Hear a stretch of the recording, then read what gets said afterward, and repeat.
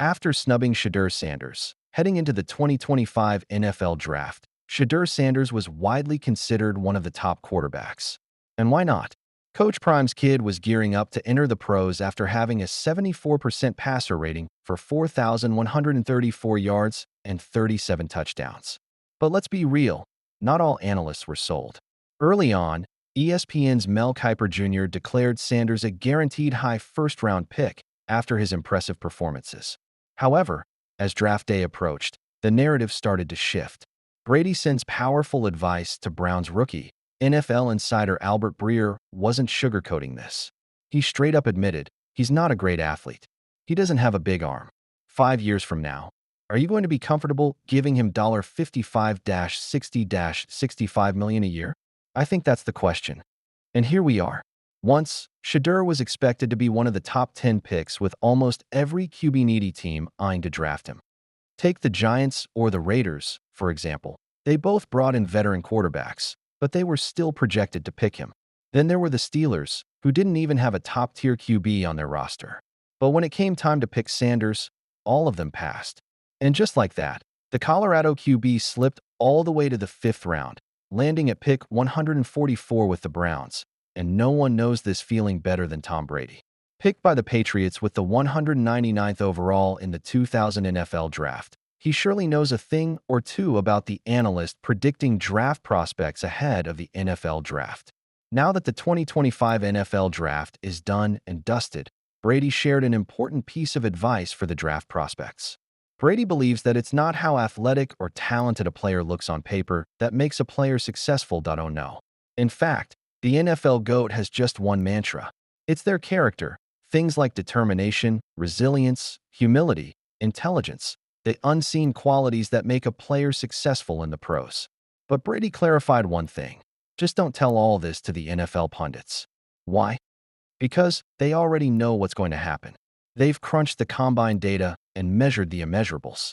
Their deep dives and draft grades are already flying around the internet, anointing some teams' draft classes, condemning others, certain who the blue chippers are, and convinced who the busts will be. Brady wrote in his latest post on his official website titled, How to Build an NFL Team.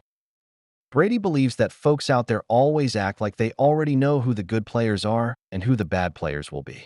Think of it like Rotten Tomatoes compiling early reviews to give you an idea of how good or bad the movie is as per the critics. Except in this case, we're talking about the draft prospects who are expecting to hear their name on the draft day. The NFL pundits use all kinds of statistics, data, and complicated analysis to grade draft classes. Some declare a team's draft amazing, while condemning others as failures, before the players even hit the field. But does that turn out to be true? Absolutely not. Not always. When the Cowboys drafted Dak Prescott in the 4th round, 135th overall pick, NFL.com draft analyst Lance Zierlein stated, I wasn't convinced Dak Prescott could make the intermediate throws. I wasn't convinced he could make NFL throws. Fast forward to a year, and Zierlein had a change of mind when he confessed that, now this was a big miss for me. It looks like. I thought he was going to have problems with poise in the pocket. Now, you watch him with the Dallas Cowboys, and I'm taking the L on that one because poise is one of the top traits I see in him. Sure, Shedeur Sanders slipped to the 5th round in this year's draft, but that doesn't mean he won't perform for the Browns. Just remember, Tom Brady was picked 199th overall, and a lot of people thought he wasn't cut out for the NFL, and well, we know what happened there. But Tom Brady passed on Shedeur Sanders as well. The Raiders entered the 2025 NFL season with tons of questions about their QB room. Sure, they traded for Geno Smith and later signed a contract extension with him. But the search for a long-term signal caller? Yeah, it was still there. So, when the early mock drafts predicted Shedeur Sanders to be one of the top 2 QB prospects, Tom Brady's Raiders were one of the top contenders to draft him. But nah, the Las Vegas team passed on him again and again, just like any other team. That sounds a bit odd, considering Brady and Sanders trained together back in 2020. And if we're not wrong, then Brady just sent a simple message over Colorado's upset win of TCU, writing, "Don't be satisfied." Yet, rounds after rounds, Brady and company pass on him like it was nothing. Right after that went down, Skip Bayless took to his official X handle and posted, It is now pretty clear Tom Brady, who mentored Shadur, told the Raiders not to take Shadur. Duly noted. How could Tom Brady's team pass on Shadur again and again and again? Brady reportedly coached Shadur. Brady reportedly was involved in Raiders draft decision-making. Well, we may never know what exactly went down. But one thing's for sure.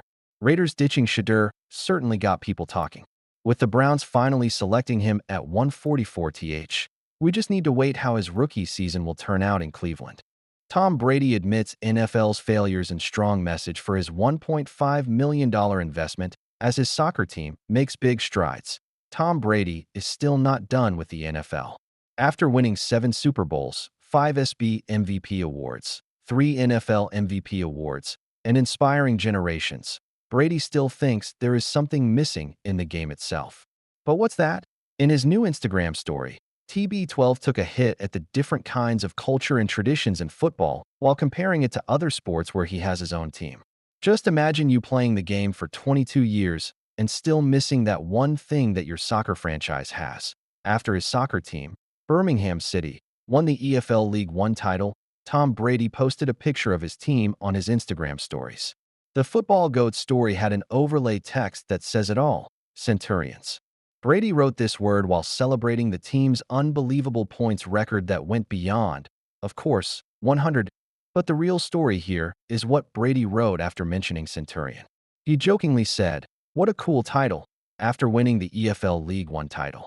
He also added, "We have nothing like that in the NFL, faced with tears of joy," emphasizing the word Centurions. By pointing out that mistake, Brady was just humorously noting that the NFL doesn't have a century-style scoring system. Teams hardly ever score 50 points, and there is nothing in the NFL that refers to points in that manner. Translation: though Brady dreams of scoring a century through points in the NFL, he achieved it with his soccer team, where millions are at stake. Tom Brady holds a 3.3% stake in the Birmingham City team, which is valued at around $46.53 million. That means Brady has a $1.1 million stake in the team. He first invested in the soccer team in August 2023. He became a minority owner, much like his involvement with the Las Vegas Raiders. While he hasn't yet celebrated a big victory with the Raiders, Brady is fulfilling his dream in soccer. We'll get to why the team is called the Centurions. But for more on Brady's reaction to Birmingham City's 4-0 victory over Mansfield Town, the football legend also shared more. While celebrating, Brady noted that his team did it in front of their Blue Army. The team didn't lose a single game at home this season. But aside from that, do you know what milestone Brady's team has achieved? Well, the answer lies in the word Brady mentioned above. Tom Brady's Birmingham City crosses a milestone. Brady's Birmingham City took advantage of playing 6 games before the league title and made history with it.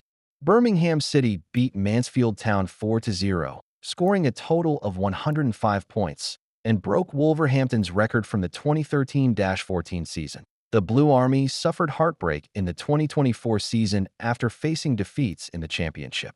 However, over the summer, they made a series of statement signings and pulled up their socks to return to the second tier. This time, they succeeded. Thanks to 4 goals from K. Anderson, W. Williamson, K. Dowell, and T. Iwata, they secured the victory. Anderson and Williamson scored in the first half, while Dowell and Iwata scored in the second half. Brady's Birmingham City is now at the top of EFL League One with 43 games played and 31 wins. Wrexham followed them, but with just 86 points. It's a great achievement for Tom Brady's team, reflecting strong leadership and a winning mentality both on and off the pitch. There's a real buzz around the club, and the fans are dreaming big. Let's keep watching. There's no telling what else the Patriots legend has up his sleeve for this exciting journey.